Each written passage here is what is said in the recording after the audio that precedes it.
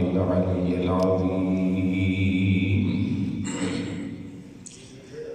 أعوذ بالله السميع العليم من الشيطان اللعين الرجيم. بسم الله الرحمن الرحيم. الحمد لله الذي لا يبلغ مدحته القائلون ولا يحصي نعماءه العادون، الذي ليس لصفته حد محدود ولا نعت موجود.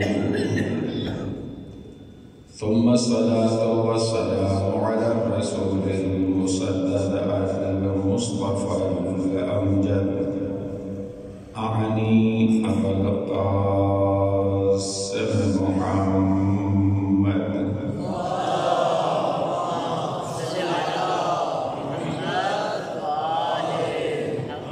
وعلى آله الطيبين الطاهرين المعصومين المنتخبين المنتجبين، الذين أذهب الله عنهم الرجس وطهرهم تطهيرا.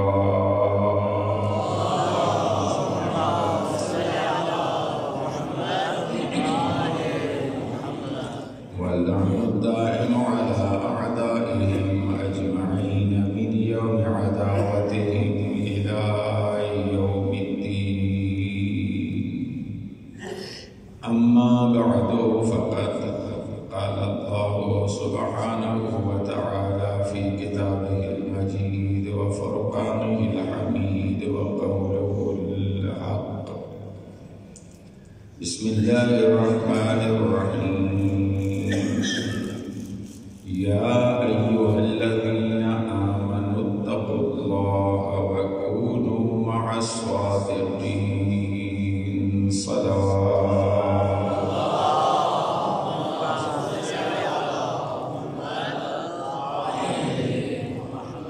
دوستان محترم، بزرگان ملت، خصوصیت کے ساتھ میرے نوجوان دوستو، آج کی مجلس عطا برائے ایصال ثواب غلام حر مرحوم، غلام صفدر مرحوم، فرزند علی مرحوم، ان کے ایصال ثواب کے لیے اس کا انعقاد ہو رہا ہے.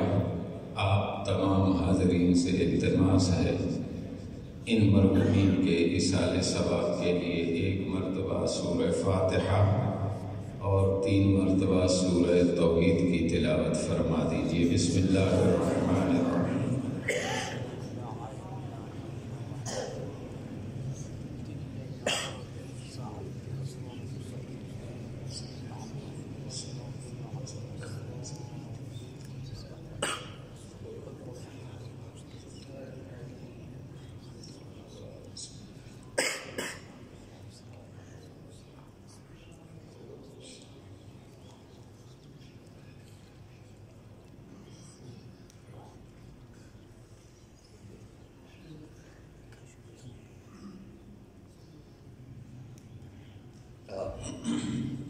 نعرہ تکبیر.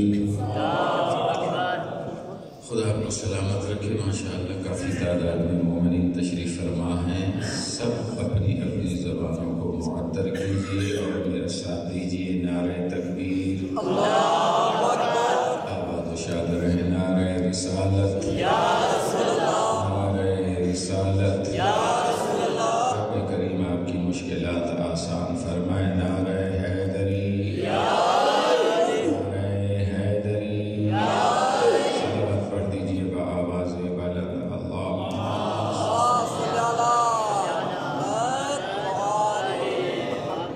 دوستان محترم، بزرگان ملت، بڑے بڑے بزرگ علماء، ان کی زندگیاں صرف ہوئیں. آیات اعظام، مراجع کرام اس معظمہ بیوی کا تعارف کراتے ہیں. لیکن یقین کریں یہ نظام لیل و نہار چل رہا ہے اور رہتی دنیا تک اس معظمہ بیوی کا تذکرہ زندہ رہے گا، لیکن اس کے باوجود ہم اس معظمہ بیوی کا کما حق و عرفان حاصل نہیں کر پائیں گے۔ اتنی باعظمت ہے یہ بیوی۔ الحمدللہ میرا خیال ہے پچھلے سال صرف 5 مجالس ہوا تھا، عشرہ ہی ہوا تھا۔ الحمدللہ عقیدت ہے ہر ایک کی۔ اب میں نے سنا ہے کہ کیونکہ اس معظمہ بیوی کی عمر تھی 18 سال، اس لحاظ سے اب بعض جگہوں پہ مومنین 18 مجالس کا انعقاد کرنے لگ گئے ہیں۔ ہر کیف جتنا جس کے لیے ممکن ہو، حق بنتا ہے اس معظمہ بیوی کا کہ ان کا تذکرہ اچھے انداز میں کیا جائے اور اچھے انداز میں سماعت فرمایا جائے۔ میری خوش نصیبی کہ اس عشرہ ایام فاطمیہ کی پہلی 5 مجالس کی پہلی مجلس پڑھنے کا مجھے یہ شرف حاصل ہو رہا ہے۔ بلا شبہ یہ میرے لیے بہت بڑا شرف ہے، ورنہ میں جیسے کہ میں عائشہ کو بتا رہا تھا، میں مریض تھا، صحت نہیں تھی، فیصل آباد میں بھی بہت ساری مجالس میں نے قبول نہیں کی، لیکن ایک بزرگ عالم دین، پھر ان کے بیٹے بھی عالم دین، ان کا حکم تھا، ان کی آواز پر لبیک کہنا پڑا، اور یہ میرے لیے سعادت ہے کہ اس معظمہ بیوی کی تذکرے کا مجھے شرف حاصل ہو رہا ہے۔ میرے محترم، موضوع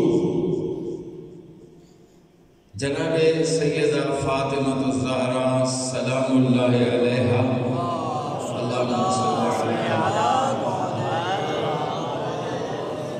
ان کی شخصیت کیا تھی اور ان کے ساتھ ہوا کیا۔ انشاءاللہ میں کوشش کروں گا ان 5 دنوں میں جو سرنامہ کلام میں آیت کریمہ پڑھی ہے اس کے ذیل میں چند گزارشات آپ کے حدیث سماعت کروں گا۔ بڑی مشہور و معروف آیت کریمہ، ارشاد رب العزت ہو رہا ہے، یا ایھا الذین آمنوا، اے ایمان والو، اتقوا اللہ، اللہ کا تقوی اختیار کرو، وَكُونُوا مَعَ الصَّادِقِينَ، اور ہو جاؤ سچوں کے ساتھ۔ یہ انشاءاللہ 5 دن اسی آیت کریمہ کے ذیل میں اپنی کم علمی کے باعث جتنا مجھ سے ممکن ہو سکا گفتگو رہے گی۔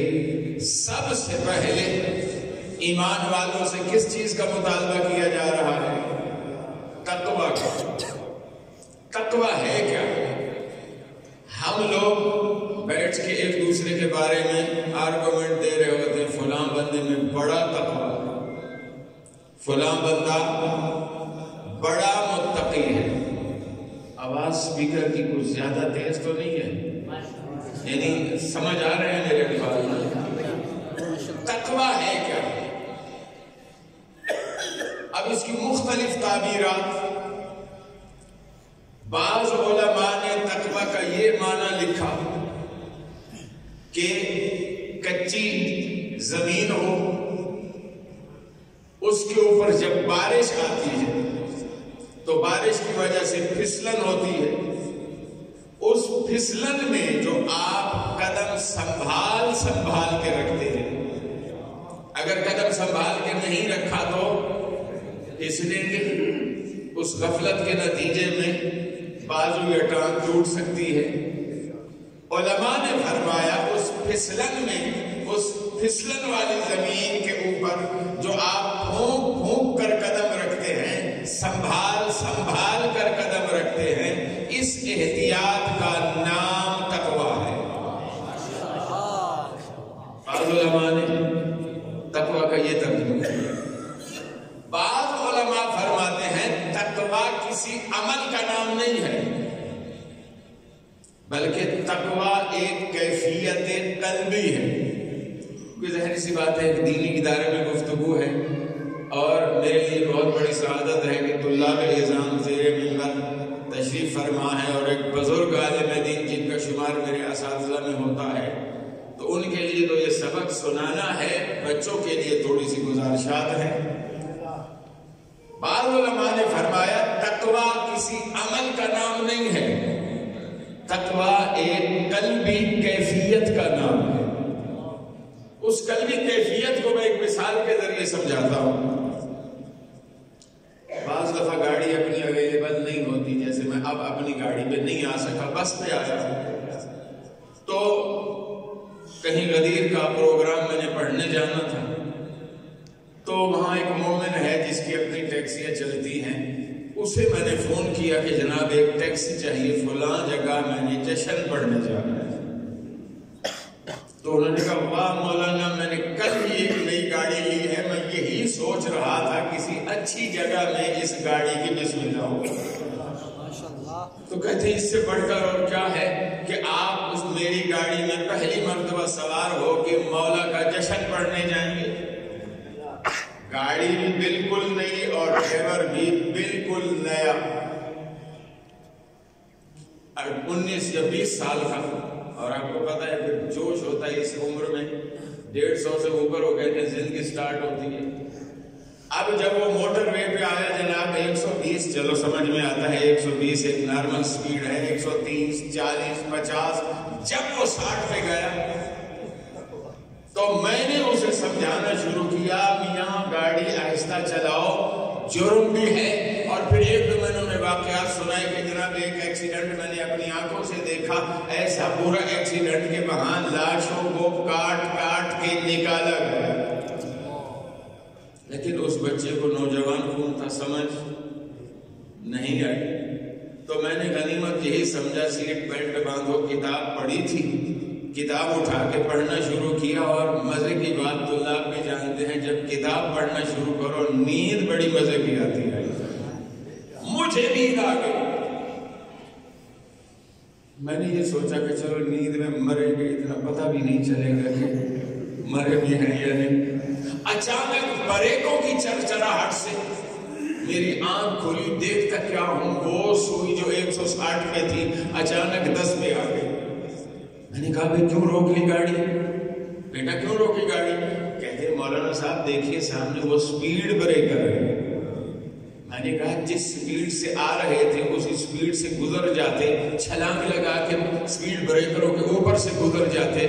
کہتے مولانا آپ صرف مجالس پڑھیں، آپ کو کیا پتا ڈرائیوری کیا ہوتی ہے، مجھے کیا پتا کہ میں بھی ڈرائیوری کر جانتا ہوں.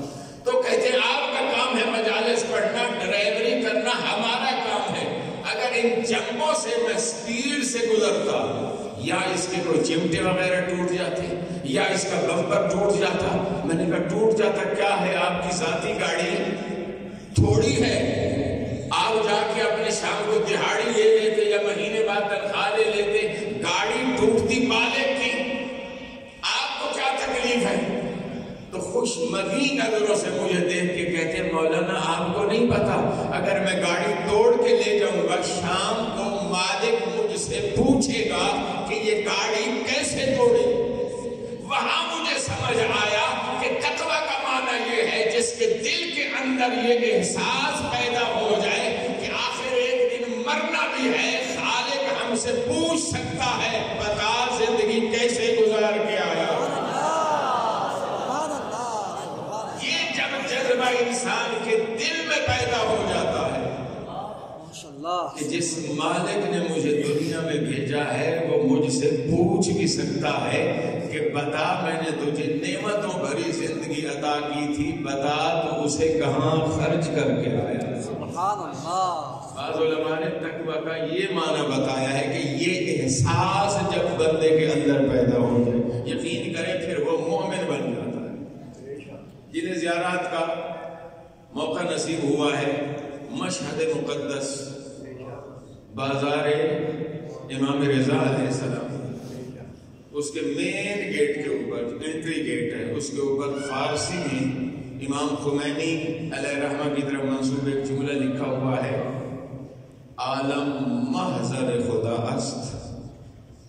در محضر خدا معصیت نہ کنی. بیٹا یہاں مبادئ العربیہ پڑھائی جاتی ہے نا, اللہ کرے تمرینات کے ساتھ پڑھائی جاتی ہے. مبادئ العربیہ کی تمرینات میں یہ حدیث موجود ہے, اتقوا معاصی اللہ فی الخلوات, تنہائیوں میں بھی اللہ کی نافرمانی سے بچو. کیوں؟ فَإِنَّ الْحَاكِمَ هُوَ الشَّاهِدُ, جو تمہارا حاکم ہے وہ ہر جگہ تمہیں دیکھتا ہے. کوئی جگہ ایسی نہیں ہے جو اس سے اوجھل ہو, وہ ہر جگہ شاہد ہے. ایک واقعہ میں نے پندے تاریخ کتاب میں قبلہ پڑھا. اب یہ مت مجھ سے پوچھئے گا اس کی سند کیا ہے, مستند ہے یا نہیں, لیکن میرا مطلب سمجھانے کے لیے کافی ہے. ایک بادشاہ کے 6 بیٹے تھے. وزیر اور بادشاہ میں اختلاف رہتا کہ جناب, بادشاہ کہتا میرا سب سے بڑا بیٹا عقل مند ہے, وزیر کہتا نہیں آپ کا سب سے چھوٹا بیٹا عقل مند ہے. تو اسی اختلاف میں آخر ایک دن ایک بوڑھے مشیر نے کہا بادشاہ سلامت, وزیر صاحب آپ روز جھگڑتے ہیں, کیوں نہیں ان کا امتحان کر لیا جائے. کہا کیسے؟ کہا 6 مرغیاں منگواؤ, 6 چھریاں منگواؤ. 6 مرغیاں بھی آ گئیں, 6 چھریاں بھی آ گئیں. بادشاہ کے ایک ایک بیٹے کے ہاتھ میں مرغی بھی دے دی گئی, چھری بھی دے دی گئی. کہا ایسی جگہ میں ذبح کر کے آؤ جہاں تمہیں کوئی دیکھنے والا نہ ہو. گئے, تھوڑی دیر کے بعد ایک ایک بیٹا آ رہا ہے, ایک ہاتھ میں خون آلود چھری, دوسرے ہاتھ میں ذبح کی ہوئی مرغی. 5 بیٹے آ گئے, وہ جو سب سے چھوٹا تھا وہ ابھی تک نہیں آیا. بادشاہ کہنے لگا وزیر کو, وزیر صاحب میں نہیں کہتا تھا کہ یہ بالکل گودن ہے, بے عقل ہے, اس میں عقل نہیں ہے. دیکھو میری اتنی وسیع سلطنت میں کوئی ایسا کونا خدرہ اسے ملا ہی نہیں ہے جہاں وہ مرغی کو ذبح کر سکے اور اسے کوئی دیکھنے والا نہ ہو. کافی دیر گزرنے کے بعد وہ چھوٹا بیٹا زندہ مرغی بغل میں دبائے, چھری ہاتھ میں پکڑے ہوئے بادشاہ کے سامنے حاضر ہوا. بادشاہ زیر لب مسکرانے لگا. کہا دیکھ لو, اس سے ایک مرغی ذبح نہیں ہو سکی, یہ کیا دانشوری کرے گا یا کیا میری سلطنت سنبھالے گا. وزیر نے کہا بادشاہ سلامت گھبراتے کیوں ہو, خود ہی سے پوچھ لیتے ہیں کہ جب تیرے بڑے بھائی کہیں نہ کہیں چھپ کے مرغی ذبح کر آئے ہیں تو تجھے کوئی ایسی جگہ نہ ملی جہاں تو مرغی کو ذبح کر سکتا. جب اس سے پوچھا گیا تو اس نے کہا بابا جان میں نے اللہ کی پوری کائنات میں نظر دوڑا کے دیکھا, مجھے کوئی ایسی جگہ نہ ملی جہاں میرا رب مجھے نہ دیکھ رہا ہو. یہ ہے تقویٰ. یہ کیفیت جب انسان کے اندر پیدا ہو جاتی ہے تو پھر انسان کنٹرول میں آ جاتا ہے. صرف یہ جناب تسبیحات میں ہر وقت پکڑی ہوئی ہو, جب دیکھو مسجد میں بیٹھا ہوا ہے, ماتھے کے اوپر محراب بنا ہوا ہے, وہ متقی ہے, نہیں, یہ تقوی کی تعریف نہیں ہے.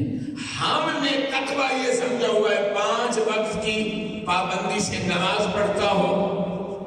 میری باتیں خشک تو نہیں ہو رہی, انشاءاللہ یہ تر بھی کروں گا, لیکن ابھی ہاں تھوڑی دیر بعد انشاءاللہ کے بعد ضرور.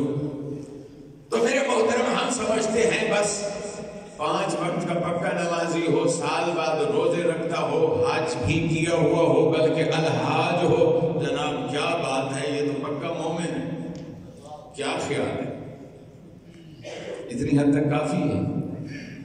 علماء کرام طلاب اعظام کا مجمع ہے. قرآن مجید میں اللہ نے جہاں بھی اقیم الصلاۃ کہا ہے وہاں اس کے ساتھ بلا فاصلہ حکم دیا ہے وآتوا الزکاۃ. کیا مطلب؟ نماز کے ساتھ بالکل زکوٰۃ کا حکم. زکوٰۃ ہے کہ آپ اپنے مال میں سے ایک مخصوص حصہ نکالتے ہیں, فقراء, مساکین, یتامى, بیوگان کو دیتے ہیں. نماز کے ساتھ فوری یہ زکوٰۃ کا حکم دینا, حقوق العباد کا حکم دینا اللہ سمجھانا یہ چاہتا ہے. مومنیت صرف نماز پڑھنے سے نہیں آتی, نماز بھی پڑھو، ساتھ ساتھ اللہ کے بندوں کے حقوق بھی پورے کرو۔ لیکن اگر کوئی بندہ نماز پڑھتا ہے اور اللہ کے بندوں کے حقوق پورے نہیں کرتا، بڑی معذرت کے ساتھ پیغمبر خاتم کی نظر میں وہ بندہ مسلمان ہی نہیں ہے۔ چھٹے مولا فرماتے ہیں کسی کی نمازیں، روزے، ان کی تصویر پڑھنے، اس پہ مت جاؤ۔ اگر جاننا چاہتے ہو وہ کتنا بڑا مومن ہے، اس کے ساتھ کوئی معاملہ کر کے دیکھو، تمہیں پتہ چل جائے گا کتنا بڑا مومن۔ تو میرے محترم تقویٰ کی علماء نے جو بیان کیے، لیکن آپ کہیں گے مولانا یہ علماء کی باتیں ایک سائڈ پہ رکھیے، ہمیں بتائیے معصوم نے تقویٰ کا کیا معنی کیا؟ معصوم کی زبان سے اب ہمیں پتہ چلنا چاہیے کہ تقویٰ کہتے کسے ہیں۔ سئل الصادق علیہ السلام عن تفسیر التقویٰ، امام صادق علیہ السلام سے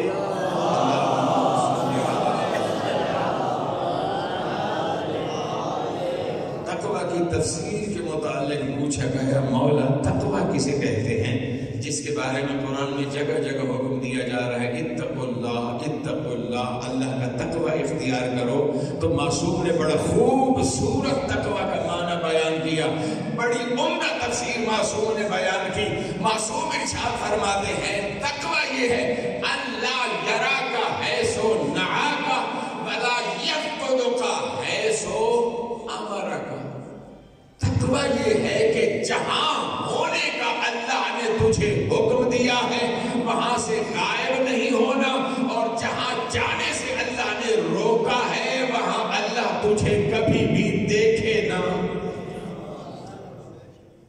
تقویٰ دیکھیے میرے محترم، علماء نے اس اللہ یرا کا حیث و نہاک، اللہ تجھے کسی ایسی جگہ پر نہ دیکھے جس جگہ سے اللہ نے تجھے روکا ہے، اور کسی ایسی جگہ سے تجھے غیر حاضر نہ پائے جس جگہ ہونے کا اللہ نے تجھے حکم دیا ہے۔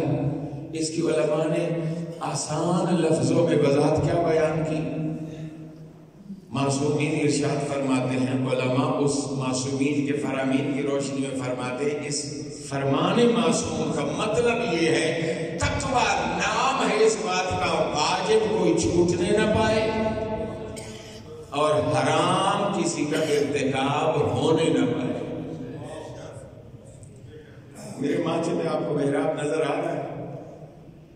نہیں ہے، لیکن مجھے کچھ چہرے ایسے نظر آ رہے ہیں جن کے ماتھے میں محراب ہے۔ اللہ ان کی عبادت کی توفیق میں اور اضافہ کرے۔ میرے محترم، یہ ماتھے پہ محراب صرف 5 نمازیں پڑھنے سے نہیں آتا۔ نماز شب، نماز تہجد، صبح، نماز صبح سے پہلے اٹھ کے 11 رکعت پڑھنا۔ معصوم ارشاد فرماتے ہیں جو بندہ نماز شب کا بھی پابند ہو، پابندی سے نماز شب بھی پڑھتا ہو، اور وہ کہے میں بھوکا سو گیا، جھوٹ بولنا ہو نہیں سکتا، وہ نماز شب پڑھنے والا اور رزق کی تنگی کا سامنا ہو۔ معصومین ارشاد فرماتے ہیں رزق کی ضمانت کا نام ہے نماز شب۔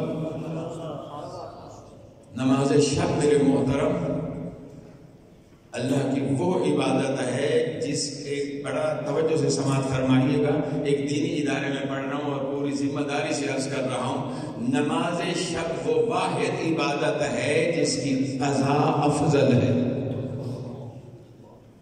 اب اس کا مطلب کوئی یہ نہ سمجھے کہ جناب بس آئندہ ہم ادا نہیں پڑھا کریں گے، ہم قضا کیا کریں گے۔ قضا افضل ہے اس لیے کہ جب کوئی بندہ کسی مجبوری کی وجہ سے آنکھ نہیں کھلی، نماز شب کے لیے نہیں اٹھ سکا، نماز شب نہیں پڑھ سکا، صبح کی نماز جیسے ختم کی اس نے فوری مصلی پہ اس نیت سے کھڑا ہوا کہ وہ نماز شب 11 رکعت جو میں نے پڑھنی تھی وہ میں نہیں پڑھ سکا، اب اس کی قضا پڑھ رہا ہوں۔ جیسے ہی یہ نماز شب شروع کرتا ہے اللہ اپنے ملائکہ کو، فرشتوں کو خطاب کر کے کہتا ہے دیکھو نماز شب میں نے اپنے اس بندے پر واجب نہیں کی تھی مستحب، کا ایمان دیکھو یہ اس کی بھی قضا کر رہا ہے، اس اعتبار سے افضل ہے۔ لیکن اب کوئی بندہ یہ سوچے مولانا میں نماز شب پڑھنا چاہتا ہوں، لیکن صبح نماز سے پہلے آنکھ نہیں کھلتی، جب آقا صاحب آگے جگاتے ہیں نماز کے لیے تب آنکھ کھلتی ہے، تو میں اس کی فضیلت بھی حاصل کرنا چاہتا ہوں۔ آقا صاحب نے، استاد محترم نے بتا دیا بیٹا 12 بجے کے بعد بھی پڑھ کے سو سکتے۔ اب اس نے یہی سوچا جناب میں 12 بجے کے بعد پڑھ لوں گا اور سو جاؤں گا، پھر صبح کی نماز کے لیے جاؤں گا، کیونکہ 12 بجے تک نماز شب، نماز تہجد کے انتظار میں جاگتا رہا، صبح نماز کے لیے آنکھ نہیں کھلی۔ بولو اس کی اس نماز شب کی کوئی فضیلت ہے؟ معصوم ارشاد فرماتے ہیں اس کی اس نماز شب کا کوئی فائدہ نہیں ہے۔ کیوں؟ اس مستحب عمل کے نتیجے میں ایک واجب عمل چھوٹ گیا۔ اس کے تقوی اسی کا نام ہے، واجب کوئی چھوٹنے نہ پائے اور حرام کوئی کام اس کا ارتکاب ہونے نہ پائے۔ میرے محترم یہ جو گناہ ہے، گناہ، شب آپ کھانا بنانا جانتے ہیں؟ کھانا بنانا کوئی جانتا ہے؟ جس نے کوکنگ کا ضروری کورس کیا ہو، سوال میرا یہ ہے 10 کلو گوشت اگر بنانا ہو اس میں کتنا نمک ڈالے گا؟ گوشت کے حساب سے کتنے گرام؟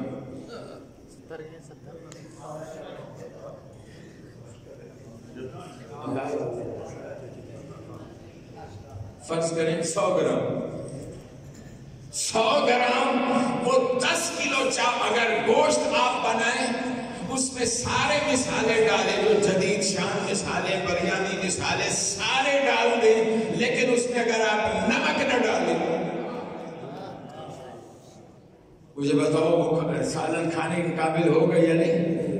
ارے 10 کلو گوشت میں 100 گرام نمک لذت پیدا کر دیتا ہے۔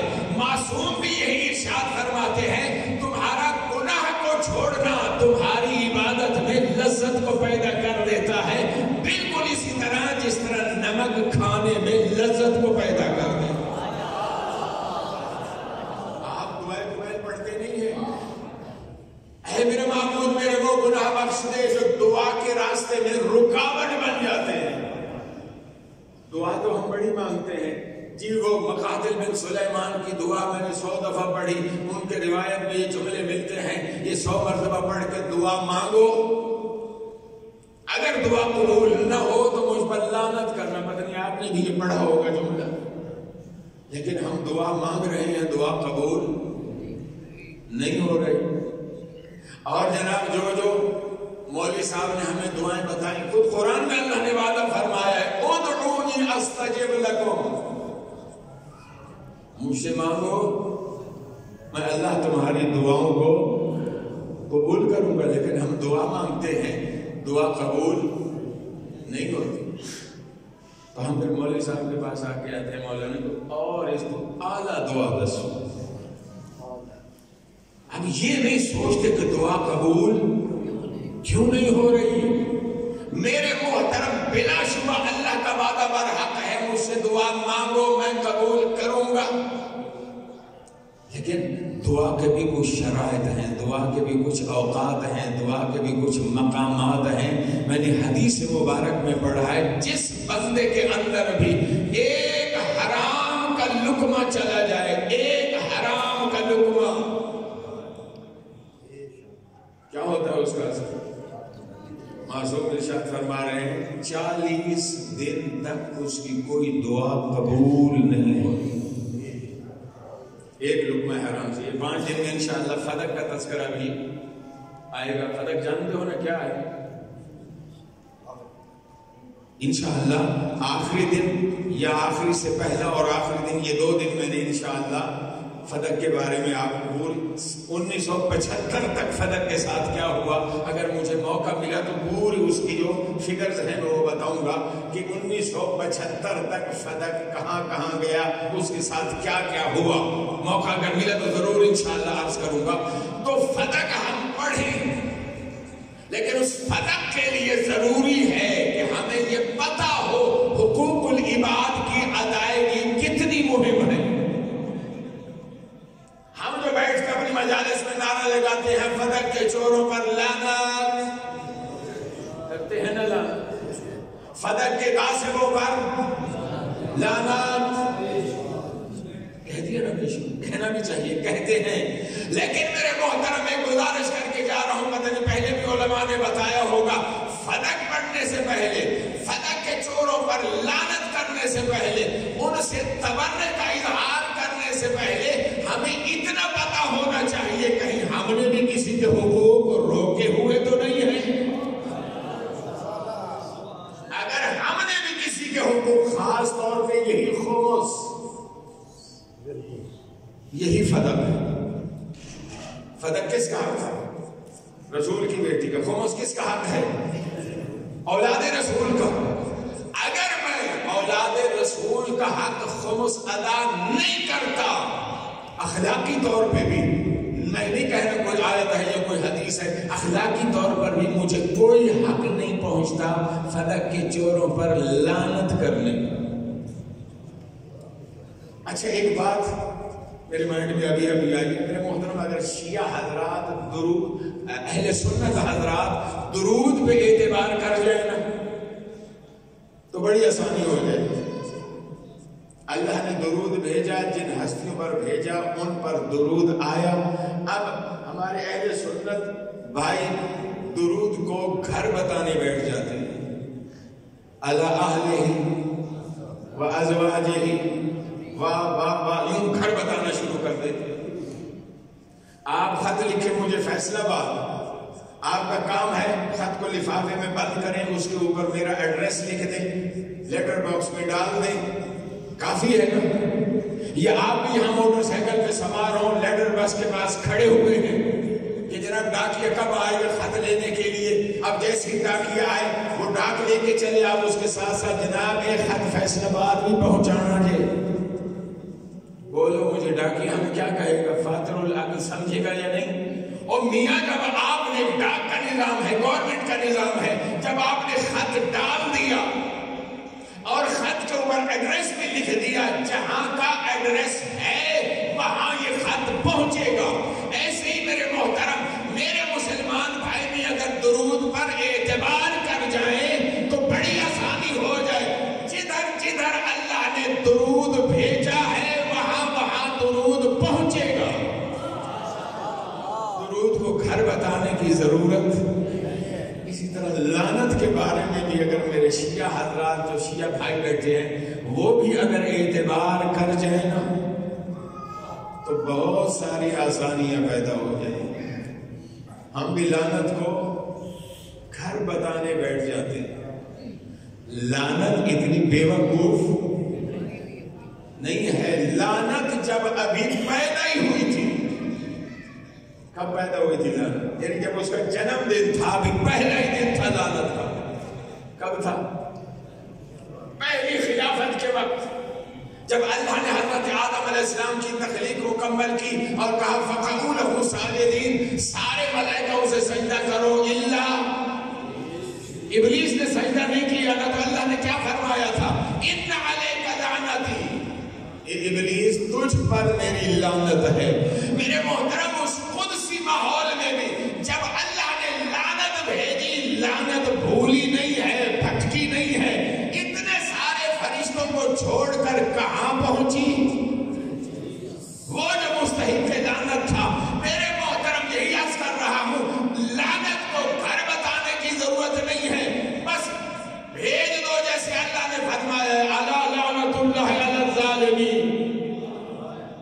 جہاں جہاں ظالم ہوگا وہاں وہاں لعنت خود پہنچ جائے گی.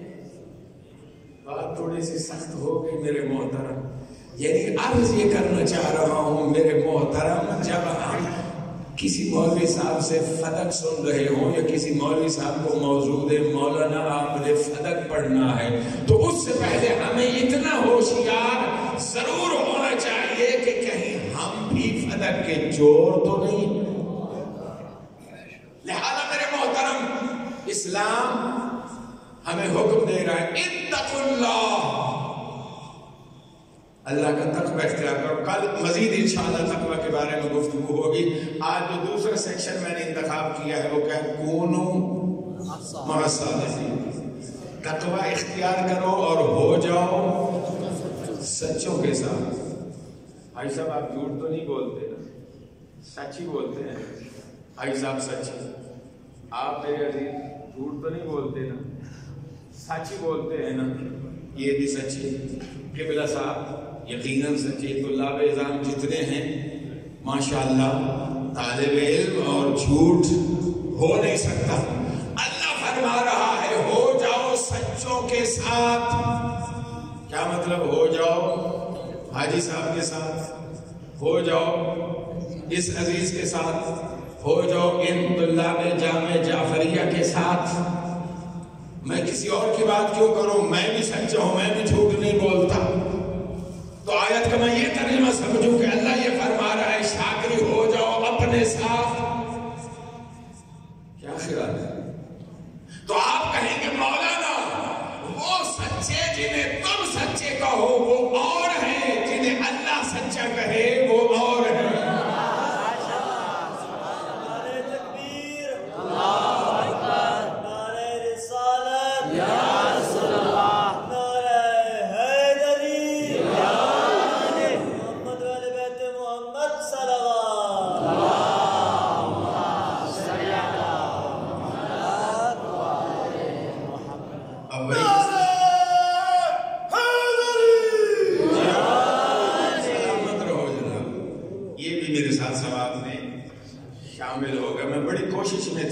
کہ آپ کا ذہن میرے ذہن کے ساتھ جڑ جائے تو مجھے پڑھنے کا لطف آئے، آپ کو سماعت کا لطف آئے. انشاءاللہ آئے گا. میرے محترم اب ہم نے ڈھونڈنے ہیں سچے، وہی تو اب ختم ہو گئے. معصومین تک بھی ہماری رسائی نہیں ہے. 12ویں آقا ہمارے ہیں لیکن پردہ غیب میں ہم خود فرما گئے جو بھی مجھ سے ملاقات کا دعویٰ کرے فقط دیکھو اسے جھٹلاؤ. تو کیسے پتہ چلے کہ کون سچے ہیں جن کے ساتھ ہونے کا اللہ حکم دے رہا؟ کہاں سے پتہ چلے؟ قرآن سے. قرآن سے کیسے پتہ چلے؟ دیکھیے میرے محترم طلاب عزیز کی تشریف فرما ہے قرآن کی جو تفسیر کی جاتی ہے اس تفسیر کی 3 کم از کم قسمیں ہیں. تفسیر روائی ہوتی ہے، تفسیر ادبی ہوتی ہے، تفسیر القرآن بالقرآن. تفسیر روائی مثلا کوئی آیت کریمہ آپ کے سامنے آئی اس کی سمجھ نہیں آ رہی، آپ ڈھونڈتے ڈھونڈتے حدیث میں سے کوئی فرمان معصوم نکال لائے جس سے پتہ چل گیا اس آیت کا یہ معنی. مثلا ہم ہر روز نماز میں پڑھتے ہیں اہدنا الصراط المستقیم صراط الذین انعمت علیہم غیر المغضوب علیہم ولا الضالین. اب ہم یہاں سوچنے بیٹھ گئے یہ تو سمجھ آتی ہے مالک ان لوگوں کا راستہ جس پر تو نے نعمت نازل کی، لیکن ان کا نہیں جن پر تیرا غضب نازل ہوا اور جو گمراہ ہے. اب ہم پریشان ہوئے کہ مغضوب علیہم سے کیا مراد ہے، ضالین سے کون لوگ مراد ہے. اب یہاں معصوم کی ہمیں حدیث مل گئی. معصوم فرماتے ہیں مغضوب علیہم سے مراد یہود اور ضالین سے مراد نصارہ. یہ ایک اور مثال دے دیتا ہوں آپ کو. قتادہ، آج آپ دنیا تفسیر کا اگر آپ مطالعہ کریں تو اس میں قتادہ کا نام ایک اتھارٹی کے طور پر بیان کیا جاتا ہے. قتادہ کی رائے کو مفسرین خاص اہمیت دیتے ہیں. قتادہ اور ابو حنیفہ. ابو حنیفہ کو کوئی معمولی چیز نہیں تھے، امام، ایک فرقے کے امام. یہ دونوں شخص امام جعفر صادق علیہ السلام کی خدمت میں بیٹھے ہوئے ہیں. تو میرے مولا نے پوچھا دونوں کو خطاب کر کے میں نے سنا ہے تم یہ کہتے ہو کہ ہم قرآن کو سمجھ سکتے ہیں. عرض کرتے ہیں جی کوشش تو کرتے ہیں، اچھی طرح سمجھ لیتے ہیں. میرے مولا نے فرمایا اچھا بتاؤ اس آیت کا کیا ترجمہ ہے؟ جعل اللہ الکعبۃ البیت الحرام ومن دخلہ کان آمنا. اللہ نے کعبہ کو حرمت والا گھر قرار دیا. ومن دخلہ کان آمنا، اور جو بھی اس خانہ کعبہ کی حدود میں داخل ہو جاتا ہے آمنا، وہ محفوظ ہو جاتا ہے. اس کا کیا ترجمہ ہے؟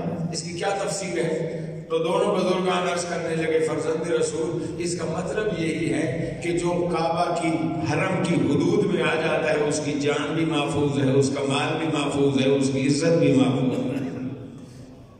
اپنی طرف سے تو انہوں نے ٹھیک کہا، لیکن معصوم ارشاد فرماتے اگر حرم کی حدود میں آنے سے جان محفوظ ہے تو بتاؤ پھر عبداللہ ابن زبیر کو کہاں قتل کیا گیا؟ تو حیران ہو کے دیکھنے لگے واقعاً فرزند رسول یہی کعبہ کے پاس انہیں قتل کیا گیا. تو پھر مولا آپ ہی فرما دیجئے من دخلہ کان آمنا کا ترجمہ اور تفسیر کیا ہے؟ مولا نے ارشاد فرمایا اس سے مراد یہ کعبہ کی حدود نہیں ہے، بلکہ اس سے مراد ہے من دخل ولایت علی ابن ابی طالب. جو بندہ بھی ولایت علی کے دائرے میں آ جاتا ہے وہ جہنم کے عذاب سے محفوظ ہو جاتا ہے.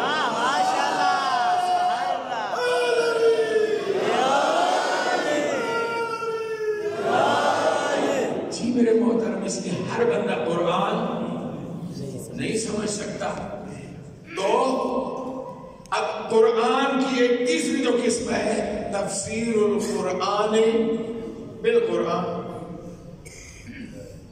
ایک آیت دوسری آیت کی تفسیر کرے. آج بھی دنیا مولیوں کے پیچھے پڑی ہوئی ہے. میں ان سے پوچھتا ہوں کیسے کرو گے؟ پورے قرآن پر آپ کا احاطہ ہو تبھی یہ کام ہو سکتا ہے. اسی لیے پھر بہت سارے لوگ صرف ایک آیت کو پڑھ کے گمراہ ہو گئے. یعنی لا تقربوا الصلاۃ پڑھتے ہیں وانتم سکارا. یزید نے تخت کے اوپر بیٹھ کر یہ کہا تھا کہ تمہارے رب نے ویل للمصلین کہا ہے کہ نمازیوں کے لیے ویل ہے، لیکن شرابیوں کے لیے ویل نہیں کہا. وہاں سے اس بدبخت نے قرآن کی آیتوں میں تعریف کر کے اپنی مرضی مطابق ترجمہ کر کے اس نے یہ نتیجہ نکالا لہذا شراب پینا حرام نہیں ہے. ٹھوکر کھاتا ہے وہ بندہ جو قرآن کو ان سے نہیں لیتا. پیغمبر خاتم جی نے قرآن کا ساتھی بنا کر گئے. تو قرآن ایک آیت دوسری القرآن یفسر بعضہ بعضا، ایک آیت دوسری آیت کی تفسیر کرتی ہے. مثلا یہ آپ ابھی قرآن اٹھا کر دیکھیں بالکل ٹائٹل کے اوپر ایک آیت لکھی ہوئی ہوتی ہے لا یمسہ. تو لبظام میرے ساتھ دو. آپ نے جو دن نہیں ہے بزرگان تو صرف مجھے چیک کرنے آئے کہ اسے پڑھنا بھی آتا ہے یا نہیں، لیکن آپ تو بولے میرے ساتھ کیا لکھی ہوتی ہے آیت؟ لا یمسہ الا مطہرون. اس کا ترجمہ کیا کرتے ہیں؟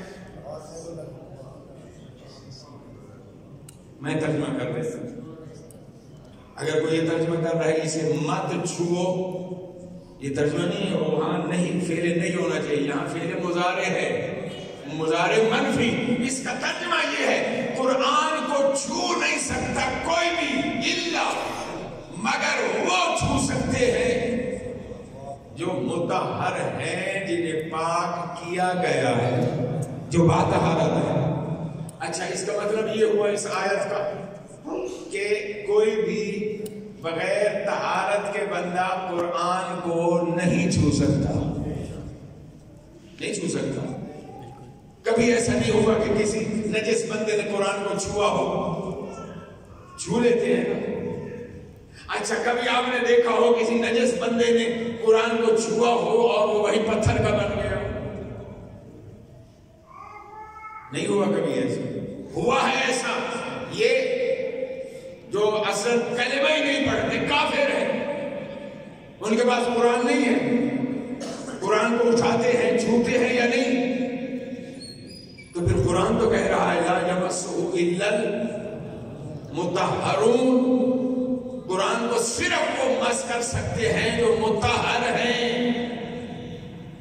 تو پھر اس آیت کریمہ کے مطابق تو وہ نہیں چھو سکتے، لیکن ہم دیکھتے ہیں اب تو ماشاءاللہ دنیا گلوبل ولیج بن چکی ہے میڈیا کے تھرو، جو آج کل ٹیکنالوجی ترقی کر رہی ہے، کہاں نہیں چھوا جا رہا قرآن کو. تو پھر قرآن کی اس آیت کا کیا مطلب سمجھیں؟ بات اصل یہ ہے کہ ہم نے مس کا ترجمہ سمجھے ہی نہیں.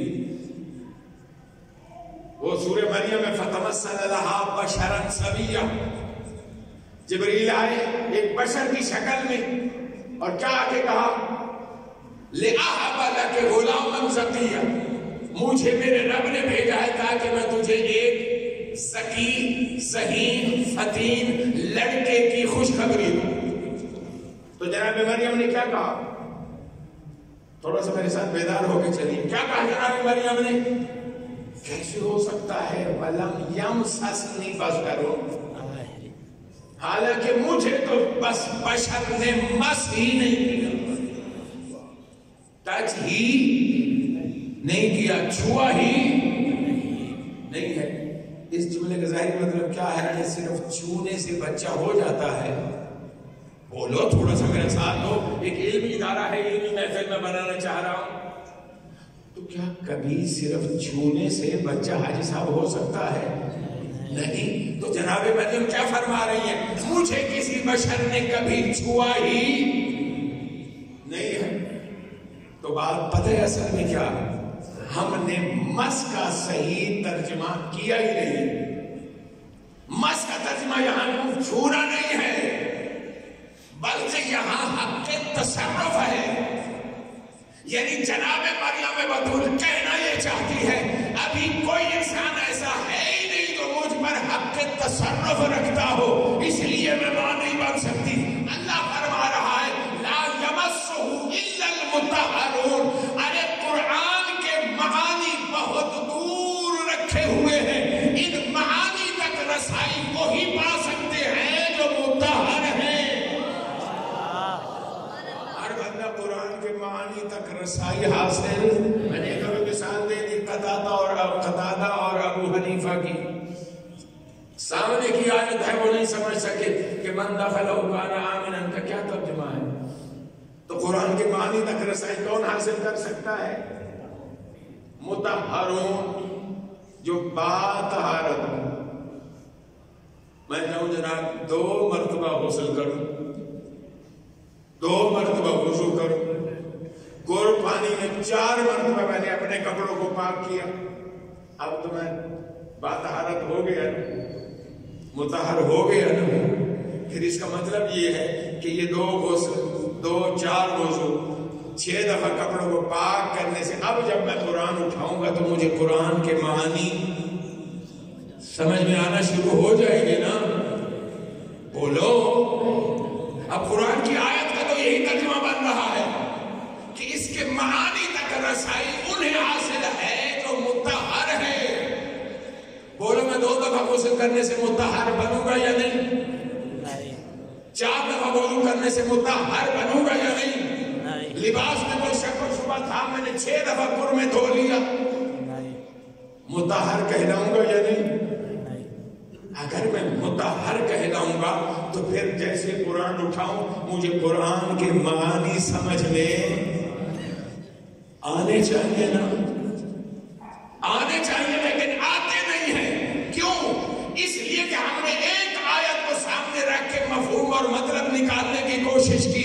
جہاں بھی آپ ایک آیت کو لے کر اس کی تفسیر سیکھنا چاہیں گے نہیں سیکھ سکتے جب تک اس جیسی دوسری آیت کو ساتھ نہیں ملائیں گے. اب لا یمسہ الا المطہرون کے ساتھ ایک آیت اور ملا دو، لفظ بھی ایک جیسے ہوں گے، معنی سمجھ میں آ جائے گا. کیسے؟ ادھر پڑھو لا یمسہ الا المطہرون، ادھر پڑھو انما یرید اللہ لیذھب عنکم الرجس اہل البیت ویطہرکم تطہیرا.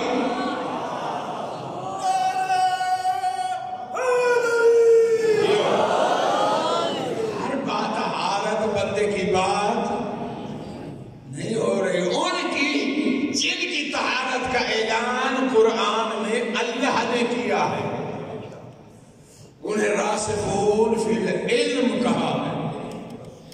اچھا میرے محترم، اب ہم یہ تو میں نے 2 مثالیں دے دی، تو اب ہم سچوں کے ساتھ ہونا چاہتے ہیں۔ سچوں کا ہمیں کہاں سے پتہ چلے؟ حاجی صاحب سچے میں نے بنائے، وہ آپ نے نہیں مانا۔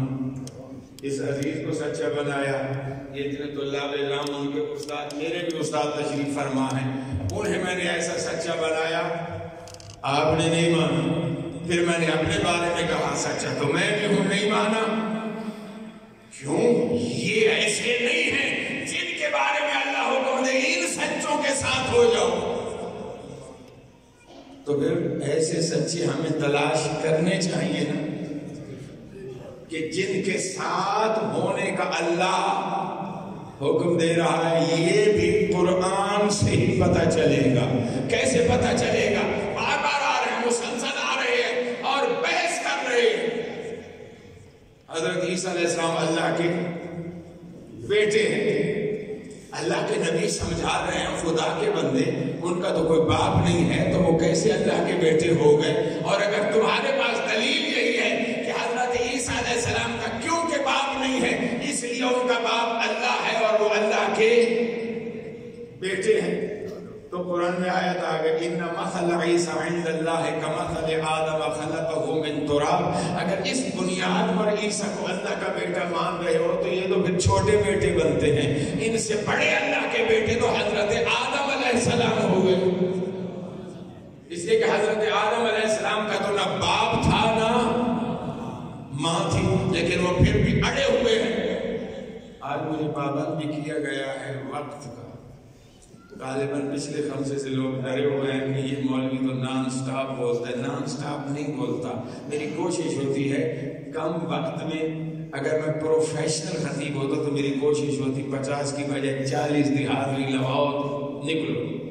میری کوشش ہوتی ہے جب ایک علمی ماحول بنا ہے، ہم اکٹھے ہوئے ہیں، تو کوئی پیغام پہنچے۔ میرے محترم 5-10 منٹ کی حاجی صاحب نے اجازت دی ہے اور قبلہ سعید صاحب نے 5 منٹ کی اجازت دی ہے، 10 اور 5 15 منٹ، یعنی 15 منٹ کی گنجائش میرے پاس ہے۔ حکم یہی ہے 4 بجے ختم کرنے کا۔ تو میرے محترم اب ہمیں سچے چاہیے۔ عیسائی آ رہے ہیں بحث و مباحثہ کر کے نہیں مان رہے کہ عیسیٰ علیہ السلام اللہ کے بیٹے نہیں ہیں، تو قرآن میں آیت آگے فمن حاجک فیہ من بعد ما جاءک من العلم۔ میرے حبیب علم آ جانے کے بعد، علم سے مراد یہاں قرآن ہے، یعنی قرآن کی آیتیں آ جانے کے بعد بھی جو کٹ حجتی کر رہا ہے، بحث کر رہا ہے ناروا، میرے حبیب انہیں کہہ دو، اب دلیل سے بات نہیں ہوگی، فقل انہیں کہہ دو تعالو آ جاؤ میدان میں، ندعو ابناءنا ہم اپنے بیٹوں کو بلاتے ہیں، تم اپنے بیٹوں کو بلاؤ، وَأَنَّ نِسَاءَنَا وَنِسَاءَكُمْ ہم اپنی عورتوں کو بلاتے ہیں، تم اپنی عورتوں کو بلاؤ، وَأَنفُسَنَا وَأَنفُسَكُمْ ہم اپنی جانوں کو بلاتے ہیں، تم اپنی جانوں کو بلاؤ۔ ہونا کیا ہے؟ فَنَجْعَلْ لَعْنَةَ اللَّهِ عَلَى الْكَاذِبِينَ اور اللہ کی لعنت قرار دیں گے ان پر جن جو جھوٹے ہیں۔ اب اس میدان مباہلہ میں سچا کون ہوگا، جھوٹا کون ہوگا؟ سامنے کی بات ہے۔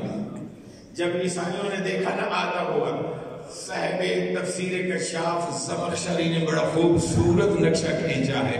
قرآن کی کچھ آیتیں ہیں جن پر تمام فرقے متفق ہیں، بہت کم ایسی آیتیں، ان میں سے ایک یہ آیت مباہلہ ہے۔ سب نے یہی لکھا مباہلہ والے دن رسول اسلام صرف 4 ہستیوں کو لے کر گئے، علی، فاطمہ، حسن، حسین۔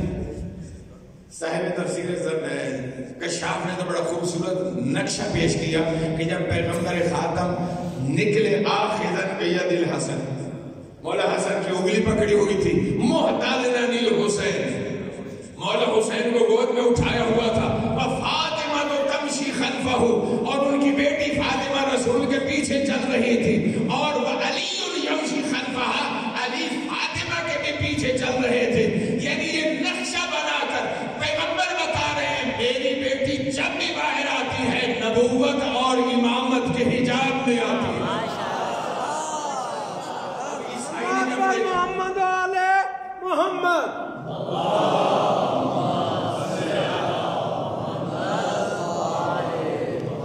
عیسائیوں کا جو بڑا پادری تھا اس نے اپنے جتنے ساتھ آئے ہوئے تو انہوں نے کہا خدا کے بندو عذاب کے آثار دیکھ نہیں رہے تو یہ کالی گھٹائیں امڑ امڑ کے آ رہی ہیں, پرندوں نے اپنے سینے زمین کے ساتھ ٹیک دیے ہیں.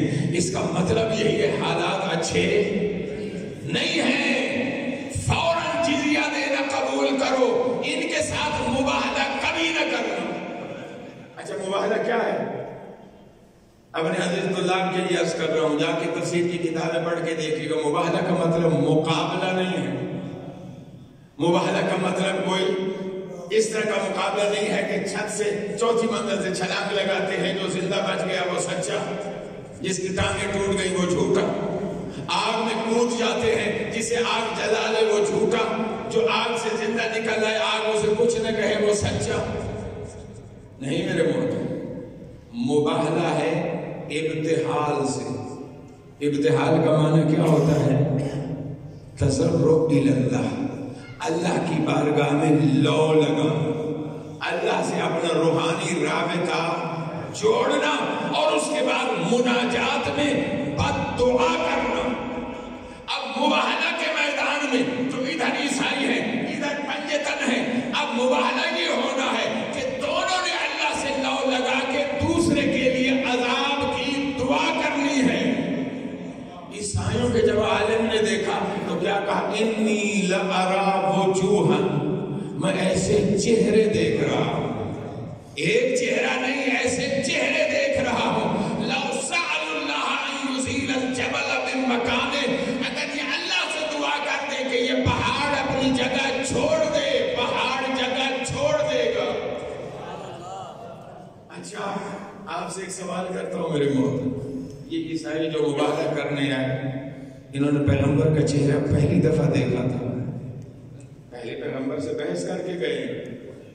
کون سا مقام ایسا ہے جہاں علی پیغمبر سے دور رہے ہو؟ جب یہ بلکہ پہلی مرتبہ جب یہ عیسائی آئے بڑا شاہانہ لباس پہن کے زیورات پہن کے, پیغمبر نے لفٹ ہی نہیں کرائی. تو مولا علی نے انہیں بتایا کہ میرے نبی کی بارگاہ میں جانا ہے تو سادہ لباس پہن کے جاؤ. کیا جب مباحثہ ہو رہا تھا وہاں علی مولا تھے یا نہیں تھے؟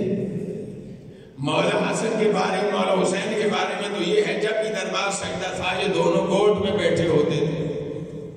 تو ان کے چہرے تو عیسائی پہلے دیکھ چکے تھے, پھر کون سا ایسا نیا چہرہ آیا میدان مباہلہ میں جس کو دیکھ کر عیسائی بھی شکست تسلیم کر گئے؟ وہ چہرہ اور کوئی نہیں ہے, رسول کی بیٹی مظلومہ سیدہ زہرا. اور کیا کہا وہاں؟ فَنَجْعَلْ لَعْنَةَ اللَّهِ عَلَى الْكَاذِبِينَ. ابھی بس ایک جملہ کہہ کے میں منزل مسائل کی طرف آؤں گا. جھوٹوں پر اللہ کی لعنت کرے. سچا کون ہوتا ہے جو میدان میں جمع رہے؟ جھوٹا کون ہوتا ہے جو میدان سے بھاگ جائے؟ مباہلہ کے میدان سے بھاگا کون؟ عیسائی. جھوٹے میدان میں جمع کون رہے؟ نبی, علی, فاطمہ, حسن, حسین. اور اللہ فرما رہا ہے ہو جاؤ سچوں کے ساتھ. اب میں اس آیت کا ترجمہ یوں کیا کرتا ہوں گویا کہ اللہ فرما رہا ہے اے ایمان والو اتقوا اللہ, تقوی اختیار کرو. وکونوا مع علی, وکونوا مع فاطمہ, وکونوا مع الحسن, وکونوا مع الحسین. پنجتن کے ساتھ ہو جاؤ تب تقوی کوئی فائدہ دے.